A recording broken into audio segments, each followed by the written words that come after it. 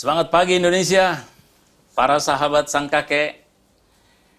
Hari ini di samping saya ada tamu yang luar biasa.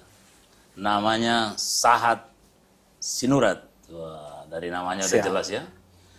Beliau ini seorang alumni ITB, sudah menyelesaikan studi S2, bekas ketua umum GMK, sekarang Sekum Gamki, dan pengurus DPP KNP dan berbagai organisasi. Nah, kita akan bincang. Selamat pagi, Sahat. Siap, selamat pagi kakek. Salam COVID. Ya. Salam sehat. Salam sehat. Gimana kondisinya? Sehat? Masih sehat terus. Sehat. Gimana ini di masa pandemi ini? Kira-kira kondisinya? Ya memang awal-awal pas 1 bulan itu kayak ya banyak di rumah. Tapi sekarang ya sudah mulai bergerak kegiatan, tapi tetap harus protokol. Oh, mengikuti protokol. Ya. Berarti pemuda juga memahami dan mematuhi protokol kesehatan ini patut ditiru juga ini. Wajib. Dari seorang tokoh muda kita. Karena banyak sekarang kan merasa sudah karena normal, new normal, merasa normal begitu. Iya. Menurut pandangan Sahat gimana ini? Jadi memang sikap masyarakat kita terhadap protokol kesehatan. Betul. Jadi pemikiran bahwa new normal itu dikira itu ya sudah kembali normal seperti sebelum pandemi. Padahal kan maksudnya new normal itu kan kayak kita bisa beraktivitas, kita bisa melakukan kembali misalnya kegiatan pekerjaan, aktivitas lainnya, tapi harus disiplin menjalankan protokol.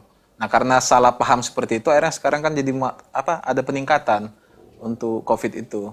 Jadi seharusnya biarpun new normal, ya tetap tidak normal gitu ya? Iya, betul. Karena normal baru ini ya. Iya, jadi kita harus tetap beradaptasi. Kalaupun misalnya ada pertemuan ya diusahakan yang sangat urgent. Oh. Tapi kalau misalnya masih sekedar ngobrol-ngobrol, ya kalau bisa pakai online lebih baik online. Jadi aktivitas kegiatan dalam organisasi kepemudaan juga bagaimana penyesuaiannya dengan COVID-19 ini? Iya, jadi kita sudah batasi pertemuan-pertemuan yang langsung kayak. Jadi kalau misalnya ada kegiatan seperti konferensi cabang, kalau misalnya di Gamki atau misalnya ada pelantikan, nah itu harus dibatasi dengan protokol kesehatan. Baru kalau diskusi ya online saja. Online. Dan itu justru sekarang itu jadi kita mengalami percepatan. Kalau dulu mungkin nggak pernah sejarahnya kita harus pakai online, biasa kan pertemuan langsung. Nah sekarang jadinya kita jadi terbiasa dengan online. Jadi ada positifnya juga. Ada positifnya. Iya. Padahal dunia pendidikan kita dengan online ini jadi gamang.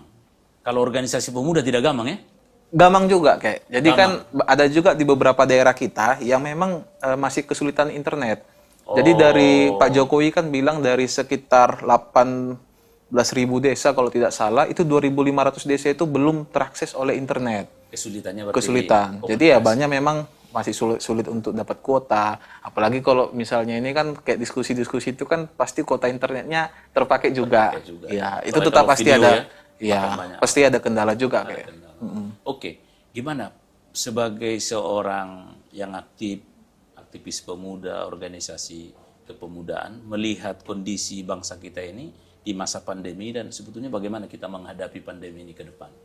Jadi memang kalau di pandemi ini yang pertama yang paling kita terasa di luar dampak kesehatan, pastinya kan dampak kesehatan itu sangat besar, banyak yang sudah kena yang positif, ada yang meninggal, tapi di luar itu menurut saya paling terasa itu adalah soal ekonomi. Soal ekonomi. Jadi banyak teman-teman kita generasi muda yang karena dia masalah terkait COVID ini dapat PHK, bahkan ada yang dipotong, misalnya masih bekerja tapi dipotong gaji bisa sampai 50%.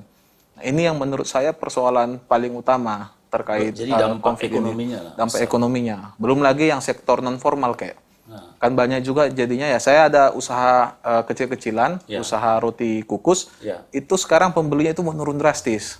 Bisa sampai sisa tinggal 20% dari yang sebelumnya. Jadi berarti dampak ekonominya luar biasa. Iya, luar biasa.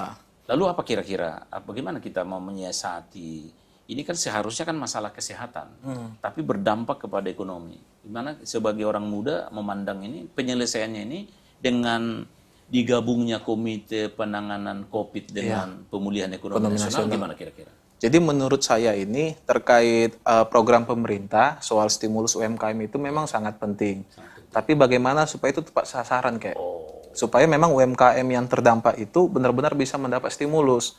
Nah, jangan penerimanya itu ternyata nggak tepat sasaran. Nah, ini datanya ini yang harus penting dicari oleh pemerintah sehingga UMKM ini hampir bisa dibilang sudah tiara, sudah hampir mati, itu bisa bangkit kembali. Kalau ada juga kebijakan tidak tepat sasaran, Ya, ya masalah juga. masalah gitu. juga, betul. Begitu Berarti kayak. kita palidnya Data itu penting. sangat menentukan kepada mendaratnya bantuan ini dengan Betul. baik. Dan informasi soal stimulus itu kayak menurut saya harus bisa disebarluaskan sampai ke masyarakat di bawah. Karena terkadang itu informasi itu tidak nyambung dari pemberi kebijakan dengan yang berhak dengan kebijakan ini. Oh, berarti kebijakan yang baik itu karena tidak disosialisasikan Dengan dengan baik. baik dan tidak dimengerti oleh rakyat ini dengan baik, masalah juga gitu. Masalah juga. Wah, Betul. berarti tugasnya berat ya, mulai Sangat dari berat. atas kebijakan sampai kepada bagaimana di bawah. Dan di situ menurut saya kayak peran dari organisasi kepemudaan. Dia harusnya bisa menjembatani pemerintah ataupun misalnya program-program tadi kepada masyarakat yang ada di bawah ini. Sehingga informasi itu bisa tersampaikan. Makanya kemarin seperti ada satu pertemuan, Menteri Sosial bilang sebetulnya organisasi-organisasi ini berpeluang menjadi penyambung dan penyeimbang data dan juga penyampaian kepada masyarakat lapisan bawah. Betul. Betul. Itu saya sepakat, tapi kadangkala juga ketika kita sudah sambungkan informasi kayak nah di kementerian atau institusi ini ada saja yang sudah mengkapling-kapling. Oh. Nah, ini yang menurut saya juga pemerintah harus transparan. Kalau berbicara reformasi birokrasi, ya salah satunya itu juga harus terbuka. Jangan kita sudah menjembatani, ternyata pas kita ada mungkin masyarakat yang mengajukan, ingin mengakses, oh ini sudah habis, sudah ada ternyata dijatah seperti itu. Nah ini menurut saya itu juga harus pemerintah harus tegas juga. Berarti bukan hanya soal penyeimbang, tapi juga soal pelaku eksekutornya dari bantuan ini. Pemerintahnya. Betul. Sejauh mana kira-kira menurut pandangan dari OKP atau para pemuda tentang masih banyak nggak masalah-masalah seperti itu dalam praktek? Dalam beberapa kasus saya rasa masih ada. Istilahnya kan yang mengambil kesempatan dalam kesempitan. Jadi di masa COVID ini pun ketika pemerintah memberikan perhatian kepada masyarakat ya di bawah, masyarakat akar rumput, ada saja yang mengambil kesempatan. Jadi oh ini sudah ada nih yang bisa mengaksesnya.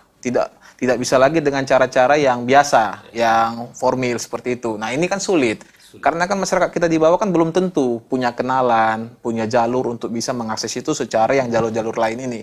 Nah, saya rasa di sini yang pemerintah itu memang harus mengingatkan kepada para pejabatnya atau misalnya kepada struktur-struktur di bawahnya ya harus transparan, terbuka. Siapapun memang yang membutuhkan, dia harus bisa mengakses itu kayak. Sama dengan korupsi waktu bencana gitu. Kira-kira begitu deh. Kurang lebih penyalahgunaan kewenangan dalam menyampaikan ini sebagai bantuan pemerintah untuk yang kena terkapar dan terpapar.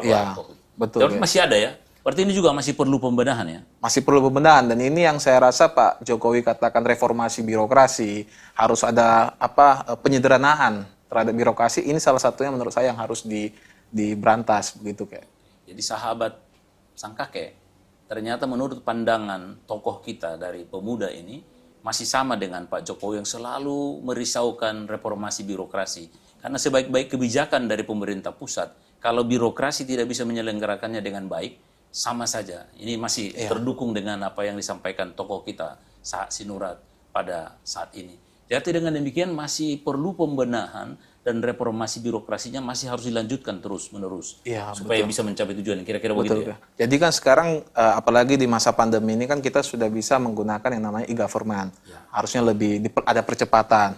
Nah tentu dalam e-government ini, juga harus dikasih edukasi kepada masyarakat bagaimana mereka bisa memberikan data, bisa mendaftar dengan konsep digital tadi. Karena kan terbiasa kita dengan konsepnya ya konvensional. Nah, di sini salah satunya selain dari kementerian atau dari pemerintah daerah atau pusat, ya organisasi kepemudaan juga bisa menjadi mitra. Seperti Gamki atau ada teman-teman Ansor atau pemuda Katolik dan lain-lain untuk mengedukasi masyarakat. Misalnya ini ada stimulus UMKM melalui Kementerian Koperasi, bagaimana cara mengaksesnya? Nah, kita bisa membantu seharusnya. Nah, di sini yang harus ada kerjasama menurut saya kayak. Jadi sebetulnya pemerintah juga perlu membangun kerjasama dan aliansi dengan organisasi-organisasi kepemudaan yang punya basis di bawah dalam rangka sebagai mitra ya, untuk menyampaikan bantuan dan program-program tersebut, program pemerintah ini supaya yang tepat sasaran. Tepat sasaran. Betul. Ya. Jadi berarti kita ini masih perlu perbaikan untuk jangan salah sasaran begitu. Karena supaya yang baik ini nyampe begitu kira-kira. Betul. Oke. apalagi kira-kira saran sebagai dari organisasi kepemudaan terhadap pemerintah? Yang pasti, bagaimana kita keluar dari kondisi?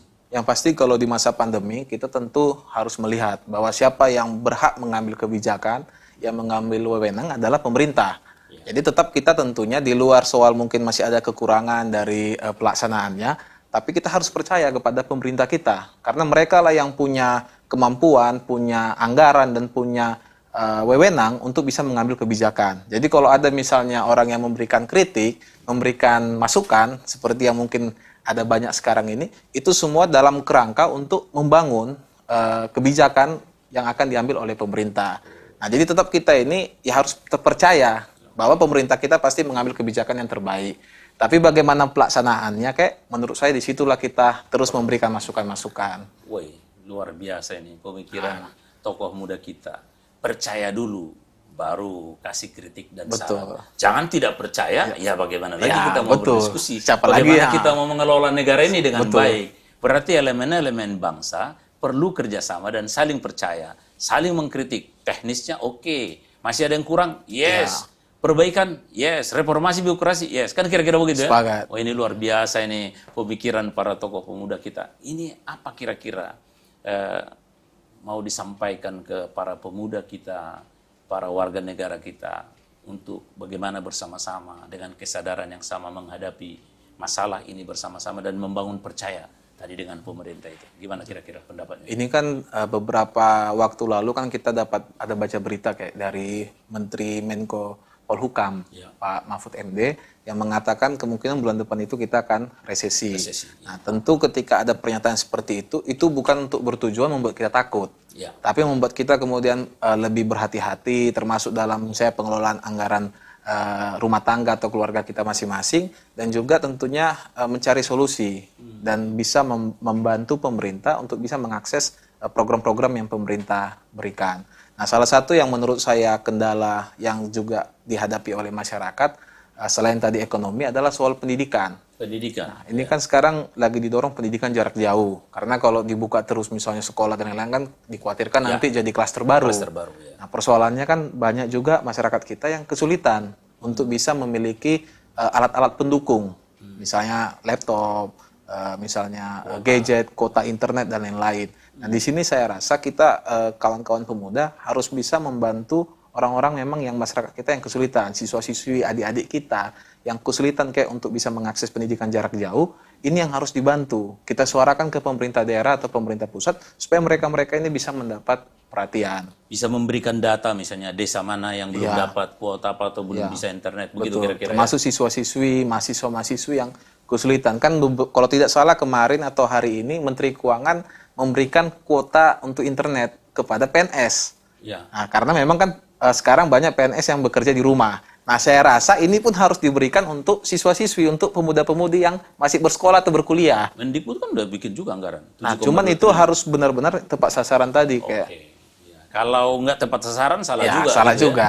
Oke, jadi berarti ini banyak hal yang kita dapat dari tokoh pemuda kita saat ini, Sahat Sinurat ini, bahwa masalah peran pemuda sebetulnya sangat strategis sebagai mitra pemerintah yang membantu dalam bidang pendidikan, UMKM, dan yang lain-lain juga. Itu harus dikerjasamakan. Dan pemerintah sebetulnya, karena pemuda kita percaya kepada pemerintah, maka pemerintah juga seharusnya harus percaya kepada organisasi pemuda untuk bisa membantu saling sinergi menyelesaikan masalah ini, apalagi ini soal validasi data dan juga bagaimana. Kan kira-kira begitu ya? Sepakat. Oke. Terima kasih untuk Sahat Sinurat.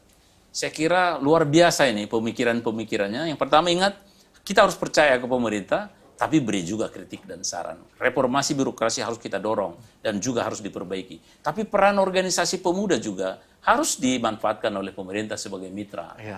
Oke. Jadi terima kasih untuk Sahat. Tetap para sahabat Sang Kakek, ikuti terus Sang Kakek Network. Like, beri komen, dan subscribe juga. Karena Sang Kakek Network selalu akan memberikan konten yang menarik, informatif, dan solutif. Terima kasih Sahat Sinurat, inilah tokoh kita yang luar biasa. Kita berharap lagi akan ada diskusi-diskusi berikut bersama tokoh-tokoh kita dari kaum muda yang punya visi dan misi mengembang tugas ke depan. Terima Siap, kasih untuk Sahat Sinurat. Terima kasih, Ki. Semoga diskusi kita ini bisa menjadi acuan. Semoga kakek juga tetap terus menginspirasi. Oh,